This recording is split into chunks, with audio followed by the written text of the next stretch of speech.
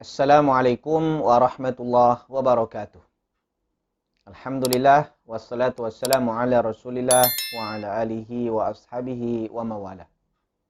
Para penonton yang dikasihi oleh Allah Subhanahu wa taala, kembali kita bertemu dalam rancangan soal dan jawab permasalahan umat. Dan saya mengucapkan ribuan terima kasih kepada para penonton yang setia menonton video ini, dan saya doakan orang yang menonton video ini dipanjangkan umurnya oleh Allah, dimurahkan rezekinya oleh Allah, dan tetap istiqamah hingga ke akhir hayat. Amin ya rabbal alamin. Okey, pada masa ini saya akan menjawab beberapa soalan yang datang kepada saya. Yang pertama, Assalamualaikum Ustaz. Waalaikumsalam warahmatullahi wabarakatuh. Apa hukum memandulkan kucing? Ini soalan yang pertama. Jika kita baca Al-Quran ataupun hadis Nabi SAW, kita tak akan jumpai ayat-ayat Al-Quran ataupun hadis-hadis Nabi SAW yang spesifik, yang khusus menceritakan tentang hukum memandulkan kucing.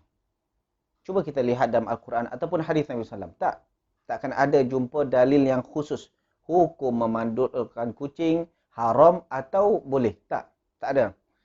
Tapi kerana tak ada dalilnya, oleh sebab itu kembali kepada al-aslu fil asya' al-ibahah. Hukum segala sesuatu pada asalnya adalah ibahah, boleh. Harus, boleh. Jadi, namun ada satu hadis Nabi SAW yang boleh kita jadikan panduan. Kata Nabi SAW, la darar wa la dirar. Tak boleh memudaratkan diri sendiri dan juga tak boleh memudaratkan orang lain. Dalam Islam, kita tak boleh memudaratkan diri sendiri. Kita tak boleh buat amalan-amalan atau something yang boleh merosak diri kita sendiri. Memudaratkan diri kita sendiri, tak boleh. Haram hukumnya. Begitu juga tak boleh memudaratkan orang lain. Walaupun orang itu Islam ataupun kafir, kita tak boleh memudaratkan dan merosak, mengganggu orang lain. Begitu juga dalam Islam, kita juga dilarang memudaratkan makhluk Allah yang lain, seperti binatang. Contoh, seperti kucing tadi. Kalau amalan apa saja yang kita buat, something yang kita buat menyebabkan kucing itu mudarat, membuat kerosakan kepada kucing tadi, maka hukumnya haram dalam Islam. Jadi kembali kepada isu memandulkan kucing. Jika memandulkan kucing itu menyebabkan mudarat kepada kucing tersebut, sehingga hilangnya nafsu dia, kalau hilang nafsu dan menyebabkan dia tak ada semangat atau tak ada minat untuk dengan pasangannya atau dengan lawan jenisnya, atau mungkin kencingnya atau buang airnya tak lawas, sehingga biasanya dia kencing satu hari itu mungkin 4 ke 5 kali, sehingga sekarang ni selepas dimandulkan kencing dia sekali sehari atau mungkin sekali 2 hari, menyebabkan rasa sakit untuknya, maka ini haram dalam Islam. Tapi kalau memandulkan kucing itu hanya menyebabkan kemaslahatan yang besar, seperti menghalang dia supaya tak banyak punya anak, atau dia menghalang dia supaya tak menyebabkan dia kencing di merata-rata tempat, maka ini boleh dalam Islam. Allahu ta'ala alam. Soalan yang kedua. Salam Ustaz. Waalaikumsalam warahmatullahi wabarakatuh. Isteri saya kena buat orang bagi isteri dia benci suami dia. Tapi isteri dia ni solat, mengaji, boleh terkena juga ke dengan sihir Ustaz? Jadi dia mengadu bahawa isterinya kena buat orang, disihir orang, sehingga isteri tersebut benci dengan suaminya. Soalannya, kenapa suami tu tahu kalau isterinya disihir orang sehingga benci kepada suaminya? Entah sifat atau akhlak suaminya itu yang menyebabkan isteri itu benci. Jangan asal tuduh. Boleh jadi sebab suaminya selama ni tak pernah bagi nafkah kepada isterinya. Atau dia ni suka berkata kasar. Atau boleh jadi suka main tangan, suka memukul. Sehingga isterinya benci kepada suami, dan itu fitrah. Itu fitrah. Bukan sebab sihir. Jangan pula sebab mungkin suami ni jahat dengan isterinya, kemudian isteri benci kepada suami, dia katakan isterinya benci kepada suaminya disebabkan disihir orang. Tak. Yang boleh jadi, ini sebab akhlak dan adab atau sifat suaminya yang menyebabkan isterinya benci kepada suaminya sendiri. Yang bermakna, yang menjadi syaitan tu adalah suaminya. Tapi kalau seandainya suaminya ni selalu baik kepada isterinya, selalu mesra, romantik dengan isterinya, yang isterinya pun selalu baik selama ni dengan suaminya, pasangan dua ni selalu romantik dan rajin ibadat kepada Allah, rajin solat, rajin ibadah-ibadah kepada Allah, baca Al-Quran.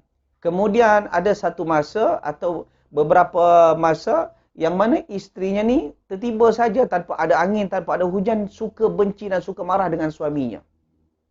Pertama, kena suami itu muhasabah diri, introspeksi diri. Boleh jadi suaminya ni punya sifat yang tak disukai oleh isteri. Atau boleh jadi memang kerana kena sihir. Adakah dia boleh kena sihir walaupun rajin solat, rajin mengaji? Jawabnya, ya ada. Pernah tak kita mendengar hadis Nabi SAW yang menceritakan kalau datang azan, bunyi suara azan, maka syaitan akan lari daripada tempat bunyinya azan sambil terkentut-kentut. Apabila azan tu dah berhenti, maka syaitan tu datang lagi ke masjid, ke surau, untuk mengganggu orang jemaah-jemaah yang tengah solat sunat. Jika bunyi iqamat, maka syaitan tu lari lagi. Nanti apabila orang dah solat, mulakan solat berjemaah, maka syaitan itu datang lagi mengganggu orang-orang yang solat berjemaah, sehingga ada yang lupa rakaat dalam solat. Sehingga dalam Islam, ketika solat, maka hendaklah saf dirapatkan, diluruskan, dirapatkan. Ini sebelum COVID. Tapi kalau sebab COVID, ini ada kemaslahatan yang lain. Ini menandakan bahawa orang yang rajin solat pun juga diganggu oleh syaitan. Atau mungkin kita pernah dengar hadis Nabi SAW, dan ini ada dalam kitab Lubabun Nuqul fi Asbabin Nuzul, karangan Imam As-Suyuti.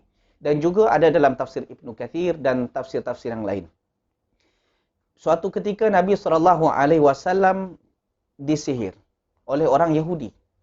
Nabi SAW disihir ni bukan sampai syaitan itu menguasainya, bukan. Tapi Nabi SAW disihir ni, dia lupa dengan sesuatu perkara saja. Dia rasa, saya pernah datang kepada si isterinya, yang ni pernah datang ke tak pernah datang ya. Lupa. Bukan yang berkaitan dengan syariat, tapi lupa sedikit. Dan ternyata ini kena sihir. Disebabkan ini, sok cerita, turunlah firman Allah Subhanahu Wa Taala dalam surah Al-Falaq dan surah An-Nas. Yang menyebabkan turun ayat ini dibaca oleh Nabi SAW, akhirnya Nabi SAW sembuh daripada sihir.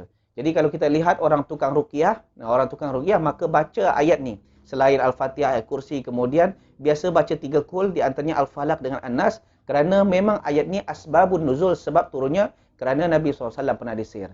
Kalau Nabi SAW juga pernah disihir, dan orang-orang yang dalam hadis Nabi katakan orang rajin solat di masjid, itu pun juga pernah kena sihir, begitu juga dengan isteri anda.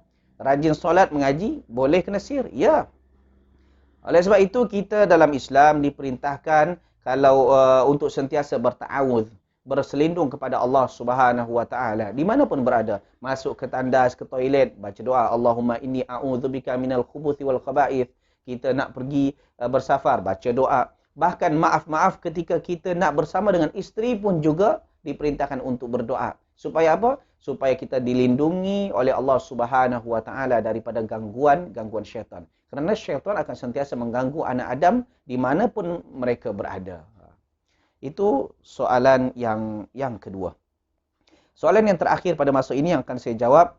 Anak yang tak sah taraf dah meninggal dan ada harta.